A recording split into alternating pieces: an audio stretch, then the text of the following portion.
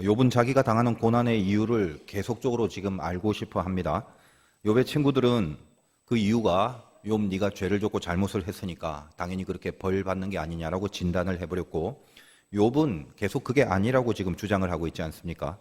물론 욥이 나는 완벽하다, 나는 의롭다, 나는 잘못 하나도 없다, 나한테 왜 그러냐, 이런 식으로 자기의 잘못을 발뺌하는 차원에서의 넋두리가 아닙니다. 벌 받을 필요 없는 의인이라고 주장을 하는 것이 아니라 단지 돌아가는 모든 정황을 고려해 볼 때 단순히 욥의 친구들의 논리 하나만으로는 자기 고난의 문제에 어떤 정답이 주어지지 않는다라는 것을 느끼고, 그래서 그것을 주장하고 있는 것입니다.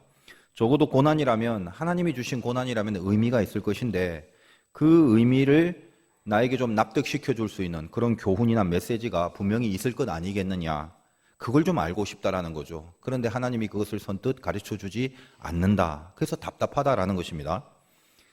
고난 속에 감추어진 하나님의 뜻, 만약 그것이 선명하게 느껴지기만 한다면 지금 어려운 가운데 견뎌내는 과정들이 훨씬 더 수월했을 것 아니겠습니까? 그러나 도무지 아직까지는 납득이 되지 않는 상황 속에서 간신히 버티고 견디고만 있을 뿐이었습니다. 사실 그렇게 간신히 버티고 견디고 있는 것 자체도 굉장히 귀한 신앙이고, 사실은 그게 하나님의 목표였죠. 그래서 그 기나긴 고난의 과정 가운데 드디어 욥은 자기도 알게 모르게 지금 욥기를 쭉 진행해 오면서 깨달을 수 있는 바, 그의 깊은 영성이 한량없이 깊어지고 있다는 것을 우리가 알고 느끼게 됩니다. 단련이라는 것은 저번 시간에 23장에서 말씀드렸다시피 내가 가는 길을 내가 아는 것, 그것은 절대로 우리에게 단련이 되지 않는다라고 말씀을 드렸습니다. 내가 가는 길을 내가 모르고 내가 가는 길을 그가 아시는 것, 그 사실을 믿음으로 단련이 된다라는 것을 욥이 영적으로 느껴가고 있는 중입니다. 모르겠다, 답이 없다, 막막하다. 근데 그것이 그런 막막함으로 끝나는 것이 아니라 그 막막함 자체가, 길을 모르는 것 자체가 단련을 이루게 하시는 하나님의 방법이었다라는 것을 서서히 느끼게 되는 경지에 욥이 오르게 되고 있습니다. 그것은 욥뿐만 아니라 욥기를 묵상하고 있는 저와 여러분도 동일한 선에서 그런 신앙의 믿음의 깊이의 경지가 되어 가야 되는 것을 하나님은 이 욥기 속에서 우리들에게 요구하고 계시는 거죠. 그리하여 나중에 결론으로 나오게 되겠지만 욥의 그 순금 같은 믿음이라는 것은 고난을 해결하는 어떤 정답을, 이 세상의 것을 확보함으로 봐라 이게 정답이다, 이 문제에 대해서는 이게 해답이었네 라는 것을 확보함으로 고난을 해결하는 게 아니라 하나님 자체를 만나는 것, 그의 눈으로 하나님을 보는 것, 다시 말하여 하나님을 만난다는 그 하나님 한 분만으로 고난의 문제를 풀겠다라는 경지에까지 다다르게 됐다라는 것입니다. 순금 같은 신앙이라는 건 그러므로 결국 무엇이냐? 하나님만으로 충분해지는 신앙, 그것이 순금의 신앙이라는 것을 고백해내고 있습니다. 여러분, 진짜 믿음의 세계로 들어오게 되면 여러분이 경험한 것 중에 동의할 수 있는 게 무엇입니까? 분명히 그런 거 있죠. 제일 잘 믿을 때, 그때가 제일 기뻤던 경험이 있었을 것입니다. 물론 돈을 많이 벌었고 또 자녀들이 잘 됐고 뭔가 세상적으로 성공하고 또 우리를 기쁘게 하는 경우가 많습니다. 그러나 하나님의 세계 속에 들어온 하나님의 자녀만이 갖고 있는 독특한 감각이 있습니다. 우리 안에 영이 있을 때 그것을 감지할 수 있는 그 감각, 그게 뭐냐? 가장 잘 믿을 때 이상하게 기쁘고, 가장 잘 믿을 때가 제일 행복하고, 또 내가 제일 잘 믿을 때가 이상하게 새 힘이 나고, 또 내가 제일 잘 믿을 때가 가장 큰 능력이 나오는 것을, 그것을 경험하고 체험하게 됩니다.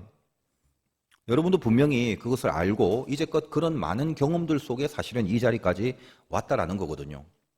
하나님 한 분만으로 충분한 신앙, 말은 멋있죠. 그리고 그것이 진리이면 틀림없습니다만 그 경지까지 가기가 그냥 머리로, 공부로 남의 말 듣고 되는 게 아니더라는 것입니다. 하나님은 욥에게 그런 궁극의 신앙을 원했고, 그것이 다라는 걸 가르쳐주기 위해서 계속적으로 이 욥기 전체를 통하여 욥의 시련을 속에 조금씩 깊은 경륜의 메시지를 주고 있습니다. 여하간 오늘 본문도 욥은 그 친구들의 논리에 대항하면서 이 세상의 이제 부조리를 쭉 말하고 있습니다. 너희들이 말하는 논리로 설명될 수 있는 세상이 아니다라는 걸 설명하는 거죠. 이제 참고로 이런 말씀까지 드릴 필요는 없지만 또 관심이 있는 분들을 위해서 오늘 본문을 놓고 이 신학자들 사이에 이것이 욥이 말한 내용이다, 아니면 24장 전체 중에 욥의 친구가 말한 부분도 있다, 뭐 그런 논란을 좀 일으키고 있습니다. 욥기라는 것 자체가 오래된 성경이기 때문에 항상 오래된 자료라는 건 정리가 이렇게 깔끔하게 잘 되지 못하는 경우가 많죠. 그런 것을 가정해서 이 내용이나 문체를 통해서 볼 때 24장은 전체가 욥의 고백이 아니라 그 중간 뒷부분에는 욥의 친구들의 말 중에 그 친구들의 말인데 뭔가 뒤섞여 들어간 내용이다라고 말하는 학자들도 많습니다. 물론 성경도 이제 하나의 역사서이기 때문에 이것이 계속 우리들에게 전해 내려오는 과정 가운데서 문학적인 무슨 문학 비평이나 뭐 편집 비평이나 이런 신학적 작업을 통해서 충분히 그렇게 말하는 이론이 나올 법한 근거가 분명히 있긴 합니다. 그러나 우리에게 중요한 것은 지금 이 시점에서 이 예배 가운데 그런 비평을 통해서 성경을 하나의 어떤 역사적 문서로 연구하고 뭐 신학적으로 조사할 그런 의미는 없다고 봅니다. 그런 거는 이제 신학자들이나 저 같은 전문가들에게는 그게 도움이 될 수 있으니까 필요할지 몰라도 하나님이 이 시간 이 예배 가운데 우리에게 주시는 메시지를 붙들기 위해서는 그런 복잡한 작업들 별로 유용하지 않다고 생각을 하고 단지 이제 이 중에 또 이 설교를 듣고 있는 분 중에 욥기를 좀 깊이 있게 다루고자 하는 분들을 위해서 이 지금 설교가 그 주제가 어디에 초점을 두고 가야 하는가에 대해서 중요시 여기는 점이 뭔가라는 것을 놓치지 말라는 차원에서 그 중요하지 않는 작업은 미리부터 제가 안 하겠다라고 언급을 드리고 지금 시작을 하는 것입니다. 어쨌든 간단하게 전체를 살펴보자면 이런 거죠. 세상의 악한 자들이 별로 고난 없이 잘 지낸다. 그리고 의로운 자들은 이 세상에 좀 대우를 받거나 하나님의 칭찬을 좀 받아야 되는데 의로운 자들은 훨씬 더 심한 고난 속에 허덕이고 있다. 그것을 악인은 이렇고 의인은 이렇고라고 이래저래 경우의 신뢰들을 들어가면서 토로를 하고 있는 것입니다. 오늘 본문이 욥의 토로죠. 자, 그래서 일부 시간도 또 전체를 스킵하는데 굉장히 지치더라고요. 그만할까, 2부는 하지 말까. 여러분 이미 욥기를 100번 이상 읽어왔기 때문에 또 그랬다가 또 하나님의 말씀이 성경을 전하는 게 저의 의무인지라 조금 빠르긴 하지만 여러분 한번 따라와 주시기 바랍니다. 지금 욥이 이래저래 악인은 이렇고 의인은 이렇다라고 토로하는 장면. 자, 24장의 1절을 뺍니다. 2절부터 봅니다. 2절부터 4절을 보겠습니다. 어떤 사람은 땅에 경계표를 옮기고 양떼를 빼앗고 고아의 나귀를 몰아가며 과부의 소를 볼모 잡고 가난한 자를 길에서 몰아낸다. 세상에서 학대받는 자가 다 스스로 숨는다. 이거 지금 악한 경우를 얘기하죠. 악인이라는 게 봐라. 경계표, 자기 지역이 경계의 표가 있지 않겠습니까? 그걸 슬쩍 자기한테 옮겨놓고 여기가 내 땅이다 하고 남의 가축을 자기 울타리에 넣어버린다. 그 다음에 고아의 나귀를 끌고 가고 과부의 소를 끌고 간다. 고아나 과부를 도와주질 못할 망정 이 불쌍한 사람의 것을 빼앗아 버리는 악한 자들이 있다라는 것입니다. 이 시대만 그렇습니까? 오늘날도 그렇고 앞으로도 이런 악한 사람이 세상 속에 분명히 있지 않겠습니까? 자, 이제 반면에 5절에서 8절까지입니다. 그들은 거친 광야의 들나귀 같아서 나가서 일하며 먹을 것을 부지런히 구하니, 자, 요거는 이제 의인의 경우를 말하는 거예요. 메마른 광야에 나가서 일하고 먹을 것을 구하려고 하는데 광야 같은 들이 그들의 자식을 위하여 그에게 음식을 내는구나. 아무리 자식들을 위해서 먹을 것을 구하려고 애써봤자 빈 들판 같은 곳에서 양식도 못 구하고 산다. 의인은. 그런 말이죠. 그 다음에 6절에 보니까 밭에서 남의 꼴을 베며 악인이 남겨둔 포도를 따며 의복이 없어 벗은 몸으로 밤을 지내며 추워 덮을 것이 없고 산중에서 만난 소나기에 젖으며 가릴 것이 없이 바위를 안고 있느니라. 밭에서 이삭이나 줍던가 아니면 악인이 갖고 있는 풍성한 포도밭에서 남아있는 찌꺼기 이런 거나 죽게 되는 인생을 살아간다.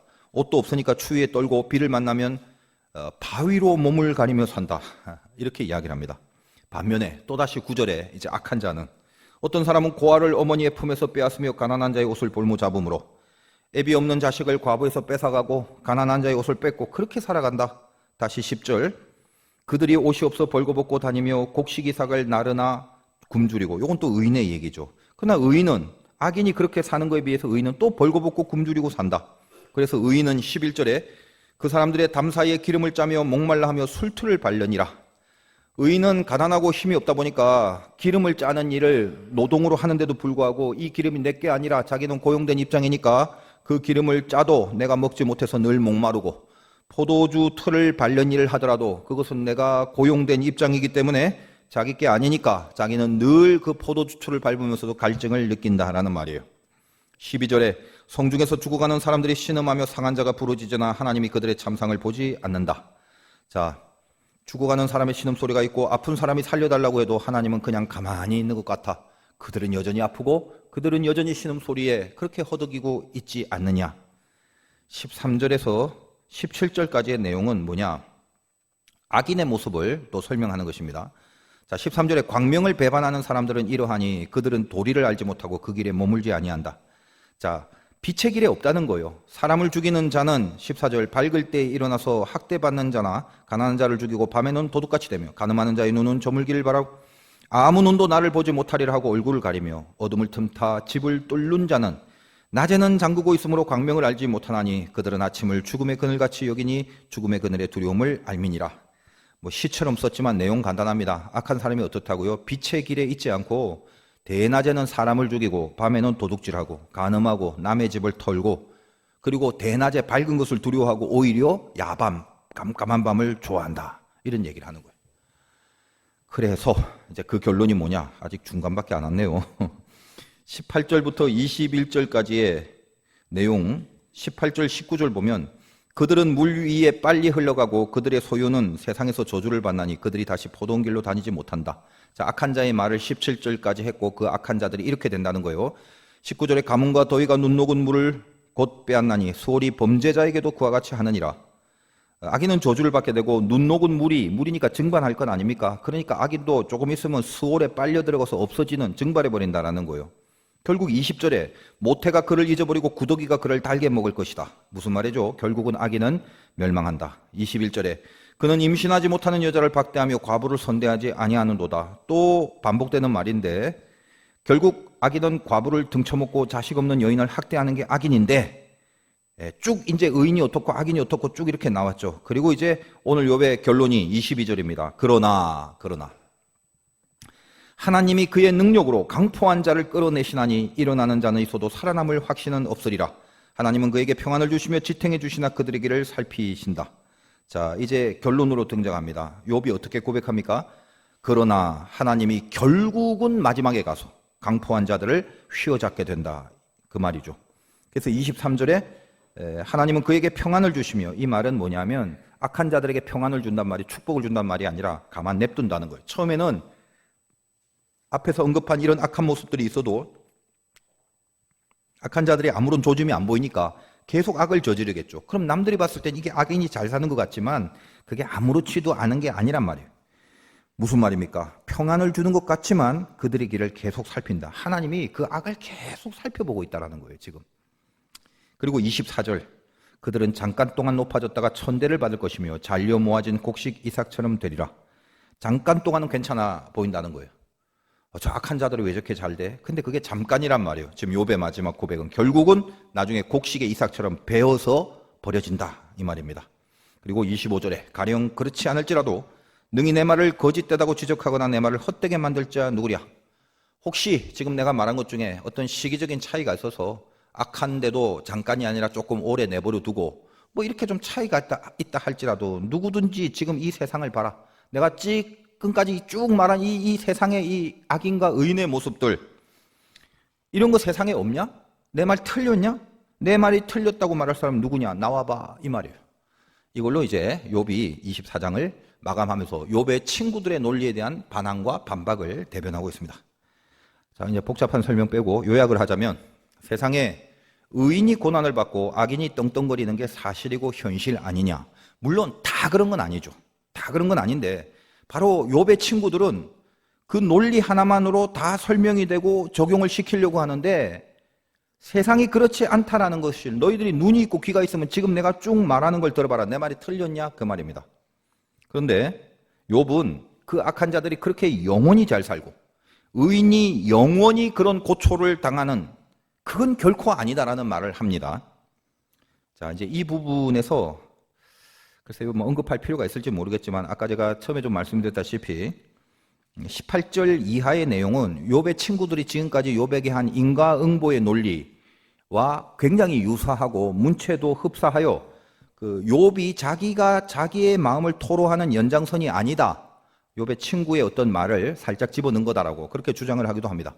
그래서 뭐 이렇게까지 말씀드릴 필요는 없어요. 그러나 지금까지 욥의 친구들의 말이, 제가 늘 말씀드립니다만 그 말 자체에 담겨져 있는 인과응보의 원리는 절대 틀린 게 아니라고 그랬죠. 그 기본은 맞습니다. 단지 그 인과응보의 논리로 모든 것을 다 대입하고 설명하려는 것과 말로 하는 인과응보에 대한 논리 속에 감추어진 욥의 친구들의 중심이 대먹지 않았고 그 중심이 하나님 앞에 올바르지 않았다는 게 그 욥의 친구들의 잘못이지, 그들의 입을 통해서 말하는 인과응보의 논리는 신명기 사상에 있는 가장 기본직한 베이직한 우리 신앙의 윤리입니다, 사실은. 그러므로 이 뒷부분이 문체나 내용을 봐서 이게 욥이 한 말이든 친구들이 한 말이든 슬쩍 삽입되어 쓰여진 것이든 중요한 것은 오늘 이 본문의 정황상 이게 누구의 말이든 그것은 내용상 옳은 말인 것이면은 틀림이 없기 때문에 객관적으로 이 악한 자를 영원히 그대로 내버려 두시는 그런 하나님이 절대 아니라는 것에는 모두 동의를 해도 좋습니다. 그래서 24장 전체를 혹시 관심 있는 사람을 통해서 제가 말씀을 드릴 뿐인데 어쨌든 욥의 논리로 보면서 메시지를 받아도 충분하다라는 것입니다. 어쨌든 오늘 중요한 메시지가 그럼 뭐냐? 욥이 지금 고난에 대해서 이제까지 욥기를 다루면서 이 고난을 좀 이해하기를 원했다고 했지 않습니까? 그렇다면 왜 악한 자도 잘 되는 경우가 많고 반대로 의롭게 사는 자가 고통을 당하느냐 하는 것에 대해서 이해가 필요한데, 오늘 문장을 보니까 사실 욥은 막판에 가서 스스로 자기가 그걸 이해하고 결론을 내고 있다는 것을 알게 되죠. 자, 당장 현실에서 벌어지는 내 눈으로 보는 현장은 악한 자가 잘 되고 의로운 자가 못 되고 그런 게 굉장히 현실의 삶 속에 많은데 딱 그 과정만 보고 그 현장만 보면 이해가 안 되지만 나중에 제일 마지막에 결국은 하나님의 악한 자를 벌하시고 의로운 자를 세울 거다라는 것을 오늘 이 고백 속에 보니까 욥이 믿고 있지 않습니까? 그러면 이미 그것을 다 이해를 하고 있다는 그런 말로 받아들여도 사실은 될 겁니다. 여러분이 이제 우리를 한번 잘 살펴보십시오. 여기 이제 믿음이 깊으신 분도 있고 초짜 믿음도 있는데 물론 이제 그것은 내가 교회를 얼마나 오랫동안 다녔냐 하는 것으로 평가될 수 있는 건 아닙니다. 내가 깊은 믿음의 소유자인지 초짜인지는. 근데 적어도 하나님이 어떤 분이냐 하는 것을 수없이 설교를 통해서 들어왔다면 적어도 우리가 좀 어떤 거 하나는 알고 있어야 되죠. 뭐냐? 고난이라는 거 우리 욥기 다루면서 얼마나 많이 했습니까? 앞에 단련, 순금. 고난은 믿음을 키우기 위해서 하나님이 우리들에게 주시는 하나의 방법이기 때문에 내가 끝까지 바로 서 있기만 한다면 마지막 결론은 해피엔딩이고 최후 승리일 것이 분명해 라는 정도의 감은 우리가 다 잡고 있다라는 거예요. 그렇지 않습니까? 그런데 그걸 뻔히 알고 있는데 특히 이 시대, 이 종말의 시대에 지금 말씀드린 이 내용을 우리가 다 알고 있으면서도 참 요즘 느끼는 게 그래요. 이상할 정도로 추풍낙엽처럼 나가 떨어져 버리는 지체들이 부지기수로 늘어나고 있다는 것을 알고 계십니까? 지금 한국교회의 심각성이 그것이에요. 막 나가 떨어지고 있어요. 한국교회가 그렇다니까 우리 화도교회도 한국교회 중에 하나니까 예외가 아닐 수도 없겠거나 있겠거나 잘 모르겠어요. 우리도 영향을 받겠죠. 우리가 뭐 특별하겠습니까? 단지 은혜 가운데 적어도 이제 올 한 해 안에 뭐 이 모양 저 모양 우리 장로님들하고 좀 정리를 하고 교육자들하고 회의를 하면서 그래도 우리 교회 한 해의 어떤 결산 통계라든지 성도 현황에 이렇게 지표를 바라본다면 진짜 감사하게도 아무튼 올해도 우리 교회를 은혜 가운데 지켜주신 아무튼 하나님께 요즘 와서는 더더욱 그냥 감사, 너무 귀한 감사, 이거밖에는 안 생기더라는 것입니다. 지금 한국교회 전체 모습이 휘청거리기 시작한 지 이제 꽤 됐습니다. 점점 휘청거리고 그와 함께 신자들 각자의 믿음의 모습들이 이제 개개인의 믿음들이 이제 쉽게 흔들리기 시작합니다. 전체가 흔들리면요, 거기에 속해 있는 구성원 개개인이 영향을 받게 돼 있거든요. 그래서 여러분이 실감을 하는지 모르지만 저나 여러분은 좋은 교회에서 신앙생활해서 별로 실감이 안 되는 것도 축복입니다. 그런데 이 큰 위기의 바람이 아주 깊숙이 불어오고 있다는 것은 분명해요. 그게 뭐나? 뭐긴 뭐예요? 말세에 우리가 늘 보아왔고 알아왔듯이 마귀가 드디어 기승을 부리기 시작하는 거죠. 마귀가 노리는 게 무엇입니까? 한 가지입니다. 분리예요, 분리. 분리와 분열. 하나님과 우리를 떼어놓는 거, 하나님과 분리시키는 거, 그것이 마귀의 최종 목표입니다. 여러 번 말씀드렸죠. 마귀는 우리에게 돈을 뺏어서 하나님과 분리시키든지, 돈을 왕창 줘서 하나님과 분리시키든지, 건강을 뺏어서 하나님과 분리시키든지, 무지하게 건강하게 해서 하나님과 분리시키든지, 목표가 뭐라고요? 어떤 사건으로 고통을 당하는 게 아니라 그 사건을 통하여 하나님과 나를 멀어지게 하는 게 최종 목표란 말이에요.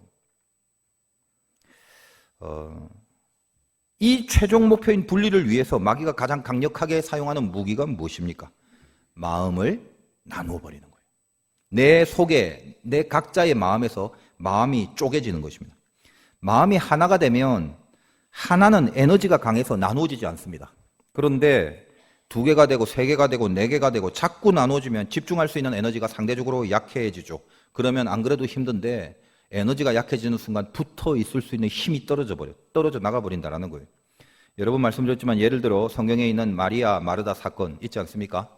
마리아는 이쁘게 턱 받치고 예수님 밑에서 막 말씀 듣고 있는데 마르다는 어때요? 준비하는 일이 많아서 뭐 식당에서 봉사하고 주방에서 막 섬기고 그런 역할을 하지 않습니까? 그러니까 마음이 자꾸 분주해지고 준비할 게 많으니까 그러니까 이제 은근히 열받죠. 그래서 예수님께 뭐라고 합니까? 아, 저거 턱 받치고 이쁜 척하는 저 동생 마리아 저거 좀 일로 와서 나 좀 돕게 좀 해주세요. 예수님 말씀 좀 해주세요. 그러잖아요. 그러니까 예수님이 뭐라셔? 빨리 가봐라 이렇게 안 하고 마르다를 분석해 주시죠. 네가 많은 일로 염려하고 근심하나 몇 가지만 하든지 혹은 한 가지라도 족하니라 그렇게 얘기합니다. 예수님이 마르다를 보고 뭘 진단합니까? 너 근심하고 있다는데 이 근심의 헬라어가 메림나조라고 그랬습니다. 메림나조의 뜻은 나누어진다, 분리된다라는 그런 뜻이에요. 다시 말해서 이 사건은 지금 하나님을 믿는 사람으로서 말씀의 자리에서 말씀을 듣는 게 더 좋은 건지 아니면 부엌대기에서 이 부엌에서 손에 물 묻히고 부엌대기로 일하는 게 좋느냐 이 어느 게 더 가치 있고 어느 게 좋은 거냐라는 문제가 아니라는 거예요. 예수님이 보는 관점이 뭐죠? 마음이 한 가지냐 마음이 메림나조 분리되어 있냐 이게 문제라는 것입니다. 만약 마르다가 한 마음으로 부엌에서 고생하고 있으면 턱 받치고 말씀 듣는 것보다 주방에서 일하는 게 훨씬 힘들잖아요. 그러니까 뭐 때에 따라서 어떤 사람이 또 말씀 듣는 게 더 힘들 수도 있어요. 그죠? 그건 다 사람마다 다르겠지만 어쨌든 예수님이 봤을 때는 마음만 한 마음이라면 마르다가 훨씬 더 힘들다는 걸 알기 때문에 개인적으로는 마리아보다 마르다를 더 칭찬했을 것 같아요. 그런데 문제가 뭐다? 마르다의 마음이 메림나조 분리가 돼 있고 분열이 돼 있다는 것입니다.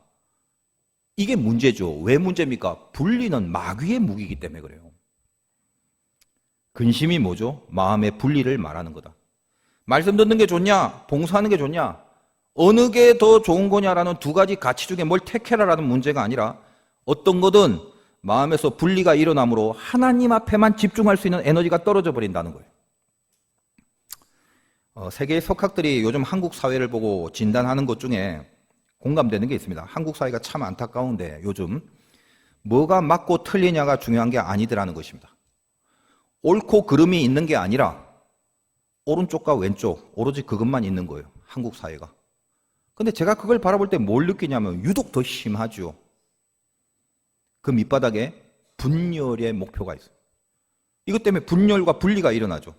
여러분 기독교 어떻습니까? 하나님의 통치인데 하나님이 통치는 하나님은 한 분이기 때문에 그 한 마음으로 집중해야 될 에너지를 세상의 가치를 따라서 기독교마저도 오른쪽 왼쪽으로 나누어져 있는 것을 굉장히 안타깝게 여겨야 됩니다. 그 위에서 이 세상 위에서 하나님 한 분에 대한 에너지로 다 모여져야 될 하나님의 자녀들이 은근히 지금 이 세상 속에 흐르고 있는 공중 권세의 마귀의 전략 속에 깊숙한 곳에서 좀 놀아나고 있는 느낌이 들어요. 그러다 보니까 세상 정치라는 건 이리저리 분리와 분열이 일어날 수밖에 없는 세상의 것들이지만 신앙 안에서, 교회 안에서, 그리고 신학 안에서도 요즘 부각되는 이슈가 뭐냐면 교회가 왜 이렇게 타락하고 부패하냐라는 문제 때문에 이제까지 주장해왔던 우리 개신교의 가장 중요한 믿음에 대한 구원론, 믿음으로 구원을 얻냐, 행위로 구원을 얻냐라는 것에 대한 논쟁이 옛날부터 이것은 신학적으로 조금 논란이 되어왔고 논란이라기보다는 연구가 되어왔던 이슈고 별게 아니었고 믿음과 행위는 분리될 수 없다는 게 분명한데도 불구하고 요즘 와서 이 교계의 신학 안에도 이런 분열의 논쟁과 갈등들이 점점 생기고 일어나고 있다는 것이에요. 제가 보는 관점에서는 이 전체를 연결하고 꿰뚫고 있는 분열의 영과 해체의 영이 이 한국 사회의 교계와 한국이라는 사회 속에 흐르고 있다는 걸 제가 보게 됩니다. 지금 구원을 갖고 왜 믿음과 행위를 자꾸 나누어서 논하려고 그러죠? 그래서 남는 게 뭐예요? 전부 밑바닥에서 물밑 작업을 하고 있는 마귀한테 다 당할 수밖에 없죠. 나누어지니까 에너지가 모아지지 않잖아요. 분리시키는 거죠. 결국 뭡니까? 각자 지가 옳다고 열만 내다가 마지막엔 하나님과 떨어져 버리는 일을 자초하게 되는 것입니다. 진짜 중요하게 봐야 될 게 뭐죠? 겉으로 드러나는 것이 이거냐 저거냐 그게 문제가 아니라 그것 때문에 보이지 않는 하나님의 나라가 약해지고 분열돼서 예수 믿는 사람들이 그 겉으로 보여지는 그것 때문에 저 보이지 않는 곳에서는 우후죽순처럼 떨어져 나가고 있기 때문에 지금 젊은 세대 청년들이 다 생각하는 게 뭔지 아세요? 저런 게 기독교면, 저런 게 교회고, 저런 게 목사고, 저런 게 예수 믿는 사람이라면 교회 안 다니겠다고. 그것 때문에 밑바닥에서 떨어져 나가는 젊은 세대들의 숫자적인 통계가 점점 커지고 있다는 사실이에요. 교계 안에서도 마찬가지입니다. 지금 신학생들도 쓸만한 젊은 종들이요, 교단의 어떤 모습을 바라보면서 내가 이 교단에 있어서 큰 소망이 없겠다라고 생각해서 독립교단으로 나가거나 교단을 탈퇴하는 사람들이 쓸만한 종들 중에 점점 많이 생기기 시작합니다. 제가 얼마나 이 가슴이 아픈지 모르겠어요. 왜 예수 믿는 사람들이 영적으로 가장 중요한 부분을 놓치고 살아가는지 모르겠어요. 쓰인 거죠, 쓰인 거. 마귀가 좋아하는 일들만 눈에 불을 켜고 하는 것 같아요. 뭐 얘기하자면 더 깊어지고 길어집니다. 생략하고. 일단 우리 자신을 한번 봅시다, 지금. 내 자신, 내 개인을 점검해 보자는 거예요. 여러분 혹시 내 안에서 하나님께로부터 분리되어 가는 공격들을 뭔가 강하게 느껴지고 있는 그런 실정이 혹시 있지 않는지 한번 살펴봐야 된다는 거예요. 우리가 하나님께로부터 이렇게 분리돼서 나가 떨어져 버리는 많은 경우들 중에 실은 이 욥기를 통해서 분명한 지적을 받고 있는 게 있거든요. 뭐냐? 언제 우리가 나가 떨어집니까? 그리고 옆에서 이렇게 나가 떨어진 사람들의 신뢰들을 보면 우리가 느낄 수 있는 게 있죠. 뭡니까? 왜 교회 다니는데 일이 이 모양이냐? 그겁니다. 그래서 나가 떨어져 버려요. 예전에도 그랬고 지금도 그랬고 앞으로도 그렇게 생각되는 일들이 무수하게 있을 것입니다. 예전에도 예수 믿어도 고난 많았고 지금도 그렇지만 앞으로도 예수 믿는 가운데도 고난은 분명히 있을 거예요. 내 뜻대로 내 바람대로 안 돼 왔고 옛날에도 지금도 그렇고 앞으로도 그런 일이 분명히 있을 것입니다. 당연한 건 아니겠습니까? 근데 문제는 뭐다? 요즘에 이 종말로 접어들면서 흐르는 공중권세의 영향, 이게 너무 강력해진다는 거예요. 조금만 뒤틀려도 나가 떨어져 버려요. 예전에 비해서 견디지 못하는 경우가 너무 많아지고 있습니다. 예전엔 그래도 잘 견뎠어요. 근데 어느 틈엔가 예전에 비해서 이젠 견디질 못한다는 걸 제가 느끼는 거예요. 조금만 자기 뜻대로 안 되면 기다리질 못해요. 아주 조금만 상처받고 누가 조금만 뭐라고 하면 마음이 금방 안에서 매림나죠. 갈라져 버리고 안에서 하나님과 분리가 되어 버린다는 거예요. 하나님께 붙어 있을 힘이 너무도 약해져 버리고 있습니다. 왜 그럴까요? 이 종말에 불어닥치는 마귀의 괴계에 힘없이 교회가, 개인이, 신자가 쓰러져 버리고 있다는 거예요. 그래서 하나님 오늘날 우리들에게 이 욥기를 주셨습니다. 욥 같은 의인이 우리 중에는 없잖아요. 욥이 얼마나 완벽한 정도의 의인이었습니까?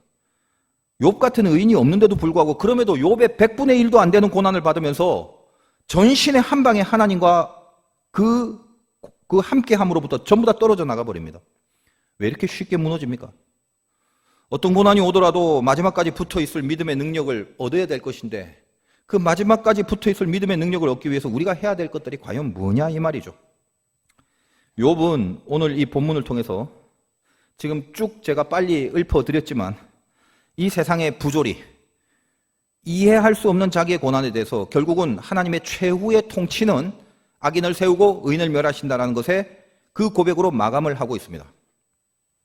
여러분이 고난을 당할 때 그것이 힘든 이유가 뭔지 우리 욥의 입장에 서서 한번 깊이 들어가 봅시다. 나만 왜 이래? 쟤는 괜찮은데 근데 가만 보니까 쟤보다 내가 좀 더 나아 보이는 것 같은데 내가 왜 쟤보다 못해야 돼? 내가 왜 이렇게 돼야 돼? 혹시 그런 생각 안 하십니까? 근데 이제 욥기를 이제껏 다루면서 적어도 이 단련이라는 강력한 영적 주제를 염두에 둔다면 내가 당하는 고난이 의미가 있다라는 걸 이제 어느 정도는 이해를 하게 됐잖아요. 저와 여러분이. 이해는 되잖아요. 이제까지 욥기를 했으면 그 정도는 이제 이해를 하셔야죠. 알고는 있으셔야죠. 근데 다 알잖아요. 고난이 오면 이걸 날 단련시킨다는 거 다 압니다. 순금처럼 뽑아내려 막 이러면서 막 좋아라 하고 막 소망 갖고 이러기도 하고. 이제는 어느 정도 다 이해를 하게 되는데 근데 그럼에도 다 아는데 끝까지 견뎌내는 것이 힘들 수밖에 없는 결정적인 이유가 있다는 거예요. 그것이 욥의 고백이기도 합니다. 욥도 무지하게 힘들어요. 이해가 안 되고 왜 그런지 납득이 안 돼서 힘든 거인데 그걸 조금 더 깊이 들어가면 우리도 마찬가지예요. 왜 이래야 되는지, 이게 어디서부터 왔는지 막막하고 답답할 때가 욥과 비슷합니다. 그런데 한 번 더 들어가서 그렇게 이해가 안 되는 가장 궁극적인 이유가 뭐냐? 그게 언급된 본문이 아까 빼버리고 읽었던 24장 1절이에요. 1절을 한번 보겠습니다. 어찌하여 전능자는 때를 정해놓지 아니하셨는고 그를 아는 자들이 그의 날을 보지 못하는고. 무슨 말이죠? 왜 하나님은 때를 정해놓지 않았나? 이런 말이에요. 하나님 알겠어요. 목사님 설교도 듣고 성경도 읽고 이제 꼭 고난이 오면 어떻게 해야 된다는 거 이제 다 이해하고 동의하고 제가 이제 단련을 위해서 순금이 되려고 좀 노력도 하고 노력 중입니다. 근데 참 힘든데 도대체 언제까지 해야 하나요? 요거예요. 바로 이 부분이 우리를 견디다 더 이상 견디지 못하게 하는, 그 아픔 때문에 견디지 못하는 게 아니라 그 밑바닥에 이 아픔이 언제까지 가는가에 대한 시간에 대하여 우리 마음속에 믿음과 확신이 없다 보니까 바로 그것이 우리 마음에서 하나님과 분리시키게 되는 가장 강력한 공격입니다. 그러므로 오늘 이 사실을 통해서 제가 느낀 게 있어요. 승리는 이해의 싸움이 아니라 시간 싸움이라는 거예요. 누가 얼만큼 이해해서 이기냐가 아닙니다. 시간을 뭘로 보느냐, 시간을 어떻게 잡느냐의 싸움이더라는 거예요. 시간을 하나님께 맡길 수 있느냐, 그 믿음이 필요하다는 거예요. 다 좋아요, 다 알겠어요, 다 믿을게요, 그리고 기다릴게요, 견딜게요. 그 다음에 중요한 게 뭡니까? 언제까지 기다려야 해요? 거기에 대한 답을 내가 가지려고 하지 말고 그 시간을 하나님께 맡겨야 된다는 거예요. 이게 포인트예요. 거기까지 가는 것이 순금의 믿음이 되는 것입니다. 강철이 풀무불 속에 들어가면 뜨겁죠. 그 사정 안 봐줍니다. 풀무불이 뭐 사정 봐줘. 모든 형체가 다 녹아 없어질 정도로 철저하게 깨지고 철저하게 녹아집니다. 우리가 고난 속에 들어가면 그렇단 말이에요. 고난받고 깨졌다라는 간증들 얼마나 많습니까? 이거 너무 괴로워, 강철이. 그러니까 나 이거 너무 괴로우니까 1시간만 담궈주세요. 아니면 2시간만 담글래요. 이렇게 할 수 있습니까, 강철이? 철덩어리는 그렇게 못해요. 왜 풀무불 속에 들어갑니까? 주인이, 예를 들면 하나님이 복음을 만들어 놓기 위해서 불 속으로 던진 건데, 복음이 되는 거는 주인이 나중에 그 복음을 쓰려고 만드는 것이기 때문에 어느 정도로 만들어져야 이게 복음으로 쓸 수 있을지는 주인만이 아는 거란 말이에요. 그럼 불 속에 들어간 철덩어리는 어떻게 해야 돼요? 이거 얼마 걸리려나? 2시간이면 끝날려나? 이틀이면 끝날려나? 여기에 집중하지 말고, 여전히 뜨거워 죽겠지만 얼마 동안 걸리냐에 집중하지 말고 반드시 복음이 된다는 사실에 집중을 해야 된단 말이에요. 같은 말 같지만 차원이 다릅니다. 그것이 시간을 이기는 싸움이에요. 조금 복잡한 이야기를 해봅시다. 일부 예배 때 이 얘기하면서 제가 후회를 많이 했는데 여러분 이해 못해도 좋습니다. 왜? 오늘 주제가 시간이기 때문에 이 시간은 너무나 중요한 개념이라서 지금부터 하는 건 잠시 이해가 안 돼도 좋습니다. 자, 시간이 뭐예요? 말씀 주제가 시간인데 그렇게 질문하면 다 뭐야 시계 보겠죠 다. 언제 끝나? 그런 마음이 들겠습니다. 근데 시간이라는 건요, 역사 속에서 어떤 물리학자, 어떤 과학자, 어떤 철학자도 정확한 정의를 내리지 못한 개념입니다. 시간이 뭐예요? 여러분 지금 쳐다보는 건 시계고 시간이 아니죠. 시간이 어딨나요? 눈에 보이나요? 뭐 어디 손으로 잡을 수 있는 건가요? 도대체 시간이라는 게 무슨 실제하기는 하는 건가요? 뭔 소린지 참 뚱딴지 같겠지만 혹시 이해 못해도 상관없습니다. 이건 중요한 게 아니에요. 인류에게 있어서 최고의 천재들마저도 시간이 무엇인가에 대해서 정의를 아직도 내리진 못합니다. 근데 저는 간단하게 정의를 내립니다. 목사님은 뭐 천재도 아닌데 저는 하나님 안에서 천재예요. 우리 하나님 믿는 사람은 다 천재입니다. 왜? 간단해요. 하나님이 세상을 만드셨다를 믿고 있으면 모든 것이 해답이 거기서 나오는 거죠. 그럼 안 믿는 사람은 어떻게 설득을 해요? 그럼 할 수 없죠. 안 믿는 사람은. 뭐 안 믿는 사람까지 설득할 마음은 없어요. 저는 시간에 대한 정의를 제가 어떻게 내리냐 하면, 시간은 하나님이 창조하신 거다. 하나님이 이 땅의 모든 피조물을 피조 세계에 존재케 하기 위하여 만드신 틀이다라는 거예요. 조금 더 어렵게, 지금 이 세대는 공간이 있고 평면이 있는 3차원의 시대입니다. 3차원에 뭔가가 하나 있다라는 것은 지금 있다라는 공간과 시간이 있어야 존재하는 거예요. 근데 하나님의 세계에 들어가면 이런 시간과 공간이 필요 없는, 시간과 공간을 초월한 영의 세계입니다. 그래서 이 세상을 만들기 전에는 시간이 없었어요. 이해 안 하셔도 돼요. 하나님이 세상을 만들어 놓고 이 3차원의 지구 속에 3차원의 인간을 만들고 모든 피조물을 존재케 하기 위해서는 공간도 필요하고 시간도 필요해서 시간과 공간은 굉장히 밀접한 연관관계가 있습니다. 그러나 하나님은 창조 시작과 동시에 시간도 만드셨죠. 바로 그것 때문에. 그렇게 제가 정의를 내립니다. 하나님이 시간을 창조하셨고 하나님은 이 땅의 모든 피조물을 피조세계에 존재케 하기 위하여 만드신 틀, 그게 시간이다. 조금만 더 가봅시다. 이 말씀을 드려야 하나 싶은데 참고로 보세요. 시간이라는 게 지금 보면 12시다 봅시다. 그럼 지금 12시면 부산도 12시여야 되고 제주도도 12시여야 되죠. 물론 이제 지구 바깥으로 나면 시차가 있어서 지구의 다른 반대편으로 가면 달라집니다만, 이 말은 뭐냐면 시간이라는 건 객관적으로 절대적 기준을 가지는 것입니다. 여기서 1시간 동안의 일이 저기서도 1시간 동안의 일이 돼야 되고, 여기서 10분이면 대구에서도 10분이어야 되고 그런 거죠. 그렇게 알고 있었어요. 그런데 예를 들면 어떤 버스가 아주 빠르게 달리고 있는데 그 버스 안에 한 사람이 있고 버스를 바라보고 있는 사람이, 바깥에서 버스를 바라보고 있는 두 사람이 있습니다. 그런데 빨리 버스가 움직일 때는 그 버스 안의 시간이 버스 바깥에 있는 가만히 있는 사람의 시간보다 버스 안에 있는 시간이 더 느리다는 걸 혹시 아십니까? 자, 기존의 우리 물리학의 세계는, 죄송합니다. 어쨌든 금방 지나갈게요. 뉴턴의 고전 물리학이라는 것은 항상 어떤 존재를 연구할 때 정해진 절대적 시간과 공간 속에 놓고 연구를 했습니다. 그건 불변의 시공이에요.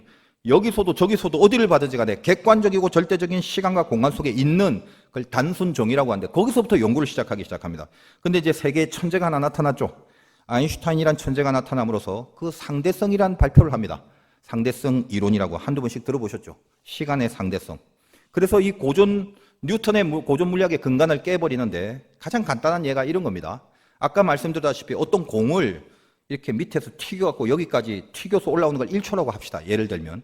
근데 똑같은 공과 똑같은 높이의 튀김을, 지금 아까 말한 버스가 빨리 지나가는 그 안에 어떤 사람과 바깥에 있는 어떤 사람이 요 식당에서 똑같이 공을 딱 튀겼다고 칩시다.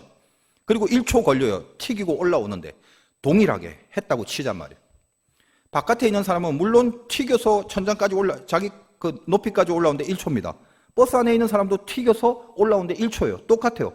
버스 안에 있는 사람도 똑같고 바깥에 있는 사람도 똑같아요. 근데 문제는 바깥에 있는 사람이 그 버스 안을 유리로 댔다고 쳤을 때 바라보는 것입니다. 버스가 굉장히 빨리 달리기 때문에 버스 안에서 공을 한번 튀기고 공이 올라오면서 이미 버스는 지나가 버리기 때문에 직선 운동이 아니라 포물선을 그리면서 옆으로 가게 돼요. 그러면 천장이 여기 있다가 버스가 지나가는 바람에 천장은 저기로 보이죠. 바깥에서 봤을 때는. 그러므로 이것은 길이가 점점 늘어나서 1초보다 더 이상 걸리게 되는 그런 현상이 보여지게 됩니다. 이것을 이제 상대성 이론이라고 그래요. 뭔지 맞는 것 같은데 그럴싸한데 그러죠. 근데 사실은 이 이론이 세계를 뒤집어 놨어요. 세계의 뉴턴의 물리학을 완전히 뒤집어 놓은 센세이션한 사건이 되고, 그리고 이거는 동화나 가설이 아니라 이거는 과학이에요. 과학. 그래서 만약 그렇다면 이 기차가 무지하게 빨라, 빛의 속도 1초 째깍에 지구를 7바퀴 반, 엄청나게 빠른 기차, 상상할 수도 없는 속도로 확 가는 기차라면 밑에서 튕길 때 바깥에서는 똑같은 1초지만 이게 너무 빠르다 보면 이 길이가 엄청나게 늘어나다 보면 공이 천정에 닿는 데까지 훨씬 더 많은 시간이 걸리겠죠. 이론적으로. 무슨 그 말인지 잘 모르면 그냥 그러려니 하시면 돼요. 한번 그래도 혹시 관심이 있는 분들, 왜냐하면 주제가 지금 이게 아니기 때문에 그렇습니다. 저 혼자 이 우주국까지 갔다 왔기 때문에 그래요. 그래서 여러분 보세요. 만약에 빛의 속도보다 훨씬 더 빠른, 상상할 수 없는 엄청나게 빠른, 그럼 공이 튕겨갖고 따라갈 수 없어. 너무 빨라서. 따라갈 수 없을 뿐만 아니라 시간을 오히려 정지시키고 정지하다 못해 거꾸로 가버리는 순간 타임머신이 되는 거예요. 그래서 보통 영화에 볼 때 타임머신이 펑 하고 사라지는 것은 속도를 의미하는 것입니다. 무지하게 빛보다 빠른 속도로 움직일 때 시간을 거슬러 간다는 그런 이론으로 만든 것이 그 타임머신이고 우주 공상 과학 영화가 되는 것입니다. 여러분 재밌는 진짜 그 시간에 대한 것도 진짜요. 중력에 따라 다릅니다. 높은 빌딩 있죠. 100층짜리. 100층에 사는 사람하고 1층에 사는 사람하고 시간이 달라요. 아십니까 그거? 높은 층은 이 땅덩어리에서부터 더 멀어졌기 때문에 중력을 덜 받아요. 중력을 덜 받으면 시간이 빨라집니다. 그럼 밑에는 상대적으로 시간이 덜 가요.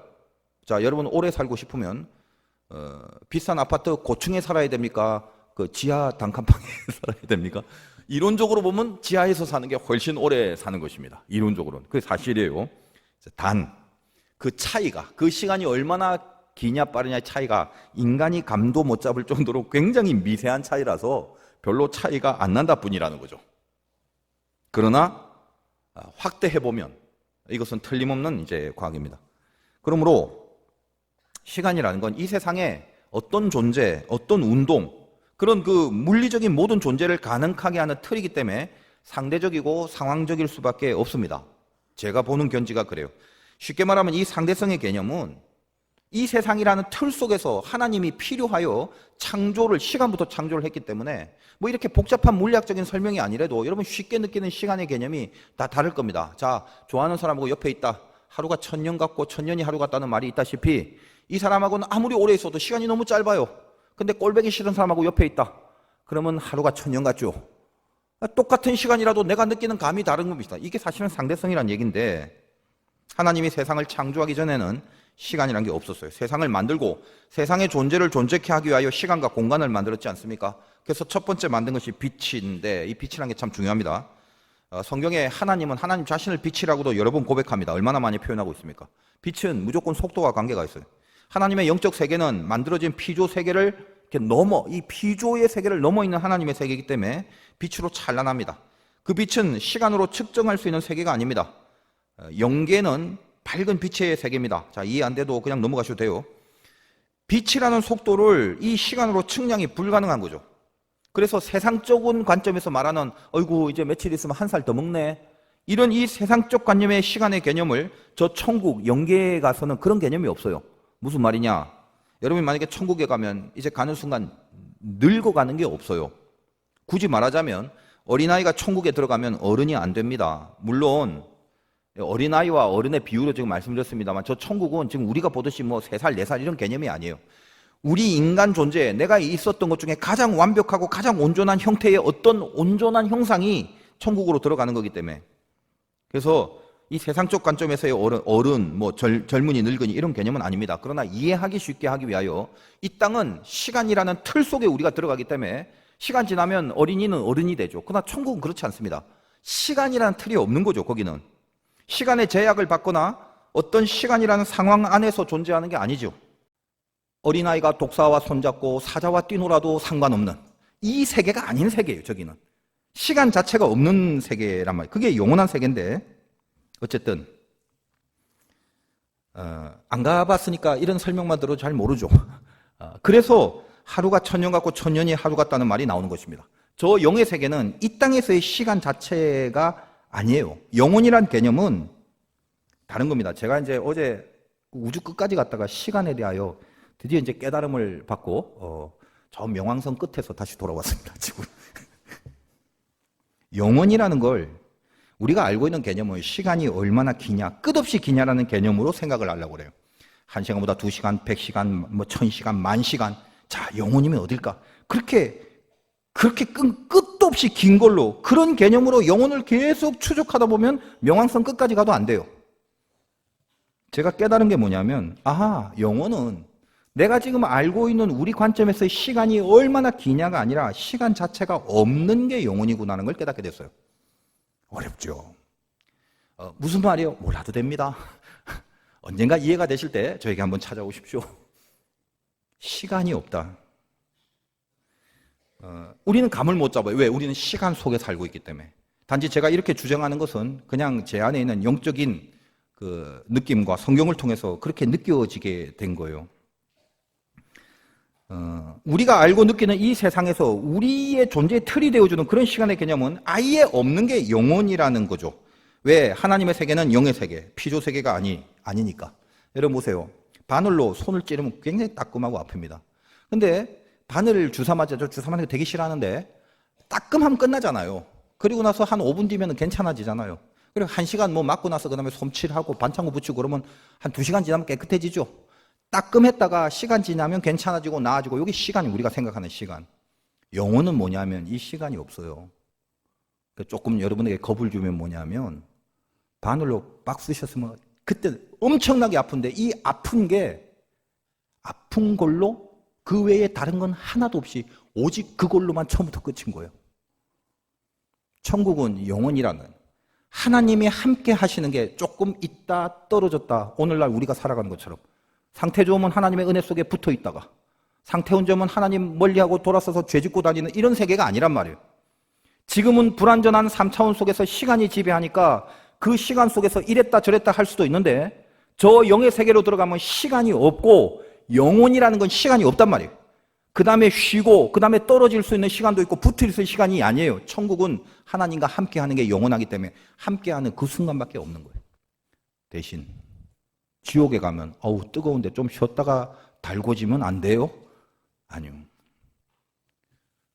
영원히 아픈 겁니다. 얼마나요? 그 말 하는 것 자체가 영혼의 개념을 모르는 거예요. 한 10만 년 아프면 돼요? 이 말 하는 것 자체가 벌써 시간의 개념을 모르는 거예요. 영혼의 개념을 모르는 거예요.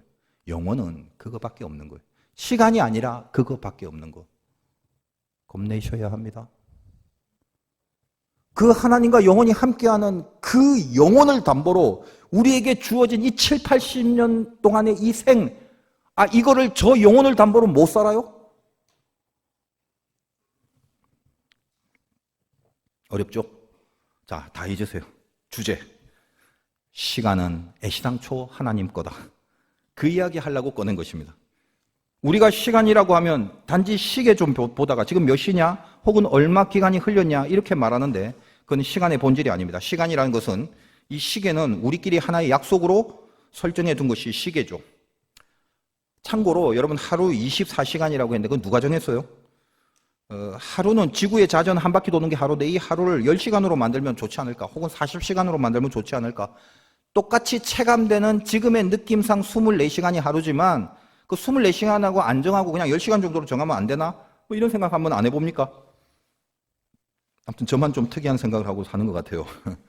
체감하는 건 똑같겠죠. 그러나 하루는 간단하죠. 지구가 스스로 한 바퀴 자전을 하는 이 동그란 원 한 바퀴 도는 거. 근데 이걸 왜 굳이 24시간으로 정해놓는가? 여러분 만약 시계를 10개로만 나누려면요. 원이라는 게 360도라는 거 아시죠? 360도니까 10으로 나누면 한 마디의 각이 36도씩이죠. 그럼 36도씩 재야 되는데 이거는 컴파스라고 각도기가 있어야 이 36도를 잴 거 아닙니까?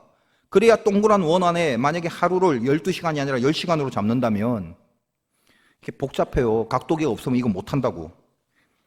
근데 24시간은 12를 2번 돌리면 되기 때문에 360도인 지구의 자전 이 원 안에 12개로 나누는 방법은 각도기 없어도 가장 기본적인 기하학의 원리로 정확하게 그릴 수가 있습니다. 이런 얘기가 왜 설교 시간에 필요한지 참고로 들으세요. 왜? 이건 하나님과 관계가 있기 때문에 그래요. 만약에 10개나 40개로 나누면 각도기 없이는 안 되잖아요. 근데 각도기 없이도 12는 가능합니다. 어떻게 해야 되나? 사각형을 원 안에서 지름을 아래 위로 이렇게 닦으면 우리가 보통 시계에서 봤을 때 3시, 6시, 9시, 12시가 나오죠. 그거는 지름이라는 건 똑같기 때문에 지름으로 앞뒤를 이 원을 내등분하는 건 쉽잖아요. 자로 그냥 그으면 되니까. 그런데 동일하게 이 원은 짝대기 2개를 놓고 중심을 잡고 한 바퀴 돌린 거죠. 컴파스를 갖고, 이 컴파스라고 합니까? 뭐 그걸 갖고. 근데 그와 동일하게 옆에 이제 3시쯤 되는 것을 다시 중심을 잡고 또 원을 하나 동그랗게 그려요. 그럼 원이 2개가 되는 거죠. 그럼 두 번째 그린 원의 동그란 선과 원래 그린 동그란 원의 선이 맞닿게 되는 부분에서 2점이 나옵니다. 이 2점이 원래의 원에는 3시 위에 한 점과 3시 밑에 한 점이 나오는 거죠. 그 3시 위에 한 점, 3시 밑에 한 점, 3시 위에가 1시가 되고 3시 밑에 두 번째가 5시가 됩니다. 그래서 1시와 5시가 나와요. 그와 동일하게 6시의 중심을 잡고 한 바퀴 돌리면 6시를 기준으로 4시와 7, 8시가 나오고 9시를 기준으로 돌리고 12시로 기준으로 돌리면 다 돌려서 다 만나는 것이 정확하게 360도가 12개가 균형을 이루어서 그려질 수 있는 각도기 없이도 기본 기하학으로 만들 수 있는 것이 12입니다. 목사님이 그거를 왜 아는 체를 저렇게 할까? 이 12가 그런 기본적인 기하학에서 나오는 그런 기본이기도 합니다만 우린 잘 알고 있죠. 성경에는 12는 완전수며 전체의 수입니다. 구약에서 온전하고 완전한 것을 상징하는 것이 12지파고 신약에서는 12제자고. 그래서 구약과 신약을 합치니까 12에다 12를 곱하니까 13, 거기에 곱하기 1000을 큰 숫자인 1000을 하니까 14만 4천이 나오고, 계시록에 있다시피 14만 4천은 1, 2, 3, 4에서 카운트가 된 게 아니라 예수 믿는 전체를 상징하는 수단 말이죠. 이단들은 이걸 잘 모르니까 야 지금 한 14만 좀 모였대, 4만 4천만 더 필요하대, 빨리 와라, 이런 식으로 하죠. 근데 우리는 그런 것이 아니라 하나님을 믿는 온전한 전체의 숫자로서 12 곱하기 11에다 1000을 붙이는 것입니다. 저는 이런 걸 생각해 봐요. 기본 기하학의 영향으로 시계가 10이라는 약속을 한 게 아니라 하나님이 이미 세팅하신 수리적 진리, 그걸 반영해서 지금 온 인류가 쓰고 있는 것이 아닌가. 그냥 저만의 생각입니다. 맞을 거예요. 하루는 자전입니다만 1년은 365일인데 지구가 태양을 한 바퀴 도는 공전이죠. 그런데 이것도 결국 원입니다. 한 바퀴 도는데 365일이 걸리죠. 360도라는 근사치잖아요. 그래서 달력에 보면 윤달 같은 것이 있어서 가감하여 결국은 1년도 달을 나눌 때 12달로 나누어서 떨어지게 한 거죠. 세상의 시간의 원리에는 하나님 자신의 마음과 심정과 성경적 진리의 수치가 정밀하게 개입되고 있다는 것을 느낀다라는 거예요. 정리하겠습니다. 왜 이런 이야기를 머리 아프게 하냐? 시간은 하나님 거라는 거예요. 그래서 우리가 왜 견디지 못하냐? 우리가 견디지 못하는 건 아픔이 아니라 시간이라는 걸 아시란 말이에요. 내가 정한 시간 안에 어떤 것을 이루려고 한다면 그건 뭐죠? 내가 정한 시간 안에 어떤 걸 이루려고 한다면 그건 내가 이루려고 하는 거지 하나님이 이루려고 하시는 게 아니죠. 오늘 깨닫고 가야 될 게 뭡니까? 우리는 시간을 기다리는 게 아니라 시간은 하나님의 거기 때문에 하나님을 기다리면 된다는 거예요. 같은 말 같지만 차원이 달라요. 그것은 욥이 하나님을 만나는 곳으로 자기의 모든 고난을 해결하려는 신앙의 고백이 거기서 지금 비롯되고 있습니다. 얼마나 기다릴까가 아니에요. 세상에 어떤 시간 안에 어떤 걸 확보함으로 내 문제를 해결할까가 아니라 내가 눈으로 하나님을 보겠나이다라고 고백하죠. 오늘 욥이 세상의 부조리를 줄줄줄 토로하면서 그럼에도 마지막에 최후 승리와 최후의 평가를 믿는다고 고백하는 욥의 영성이 그것입니다. 왜 그 고백이 나온다고요? 가만히 계산해 보니까 자기 생각에 이 정도 기다리면, 자기 생각에 이 시간 안에는 혹은 앞으로 얼마 정도의 시간만 더 보내고 나면 그 다음엔 이래저래 좀 풀리려나라고 생각하고 느끼고 계산해서 마지막에 하나님이 이렇게 최후 승리를 줄 거다라고 믿는 게 아니라 처음 1절처럼 시간이라는 것은 하나님이 정했다라는 영감으로부터 시작하여 시간을 생각하지 말고 시간의 주인이 되시는 하나님을 바라보게 되는 믿음, 그것이 시간을 극복하는 영적 원리가 돼서 오늘 이 마지막에 하나님의 최후의 승리를 믿게 되는 고백으로 가는 것입니다. 내 생각으로 시간을 재서 이 시간 안에 이게 될 것 같으니까 믿는 게 아니란 말이에요. 시간을 기다리는 게 아니라 하나님을 기다리는 것입니다.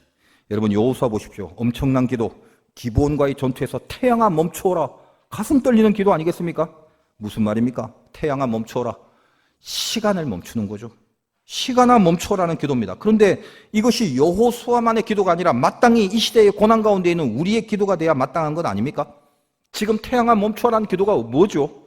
물리적인 기적, 해가 안 움직이는, 거꾸로 말하면 지구의 자전이 안 되는 그 기적을 바라는 것이 초점이 아니라 지금 여호수아가 싸우고 있는 이 현장과 이 현실에서 시간을 보는 게 아니라 하나님만 바라보겠다는 거예요. 내가 가진 전투력, 내가 얼마나 갖고 있나?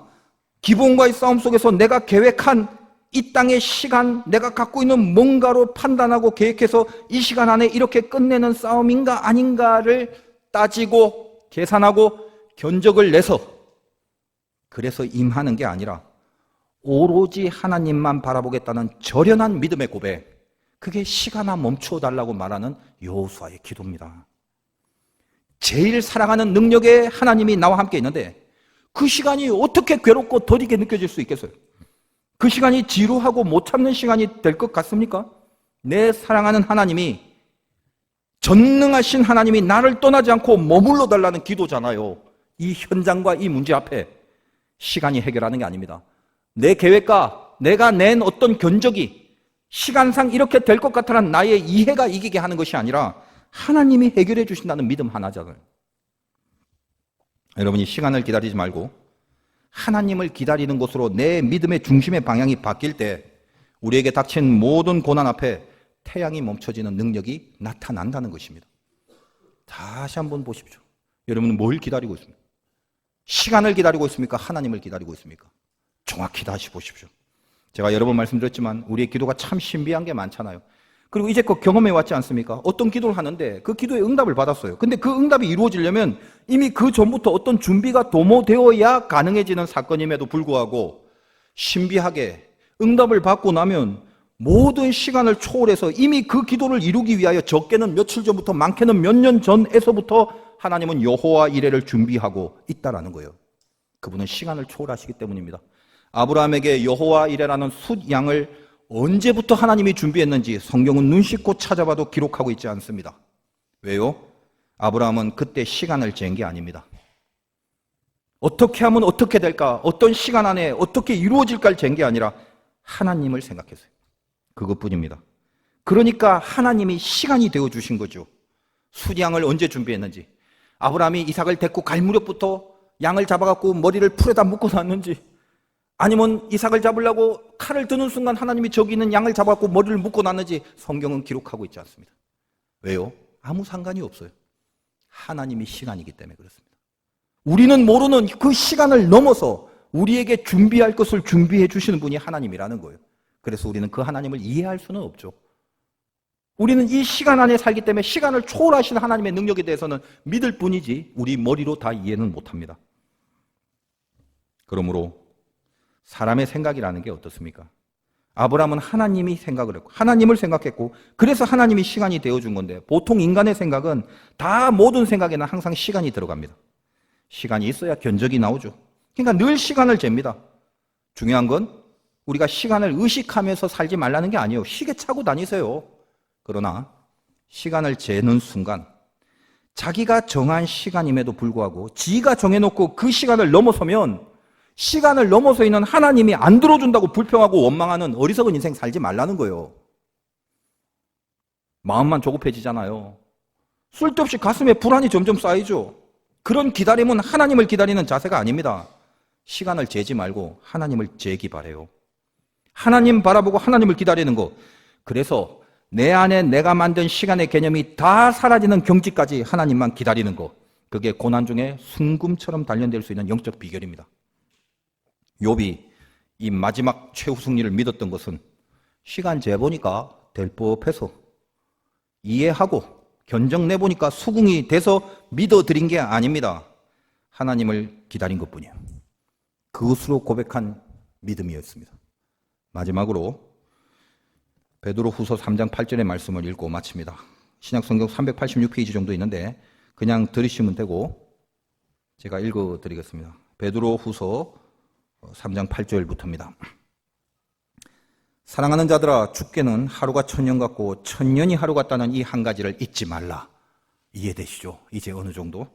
주의 약속은 어떤 이들이 더디다고 생각하는 것 같이 더딘 것이 아니라 오직 주께서는 너희를 대하여 오래 참으사 아무도 멸망하지 아니하고 다 회개하기에 이르기를 원하시느니라. 내 안에서 견적내지 마십시오. 하나님이 시간의 주인이십니다. 그러나 주의 날이 도둑같이 오리니 그날에는 하늘이 큰 소리로 떠나가고 물질이 뜨거운 물에 풀어지고 땅과 그 중에 있는 모든 일이 드러나리로다. 이 모든 것이 이렇게 풀어지리니 너희가 어떠한 사람이 되어야 마땅하냐. 시간은 하나님의 것인데 이 현장과 현실에서 내가 당하는 모든 시간 속에서 시간이 하나님의 것이라는 걸 분명히 알고 하루가 천년이고 천년이 하루가 같은 그 하나님을 바라보는 믿음이 분명히 있다면 너희가 어떤 사람이 되어야 마땅하냐. 거룩한 행실과 경건함으로 하나님의 날이 임하기를 바라보고 시간 바라보지 마세요. 하나님을 바라보고 간절히 사모하라. 그날에 하늘이 불에 타서 풀어지고 물질이 뜨거운 물에 녹아지려니와 우리는 그의 약속대로 의가 있는 곳인 새 하늘과 새 땅을 바라보도다. 이거죠. 여러분, 시간 기다리고 시간 재지 말라고 하죠. 하나님을 바라보고 하나님 사모하라고 합니다. 우리는 약속대로 새 하늘과 새 땅을 바라본답니다. 인간의 시간이 아니라 하나님의 공간을 믿는 거, 이게 욥의 시간입니다. 여러분이 하나님과 함께하는 그 하나님을 믿는 거예요. 우리 화도교 성도님들 시간 싸움에서 이기시기를, 그 승리가 있으시기를 주님의 이름으로 축원드립니다.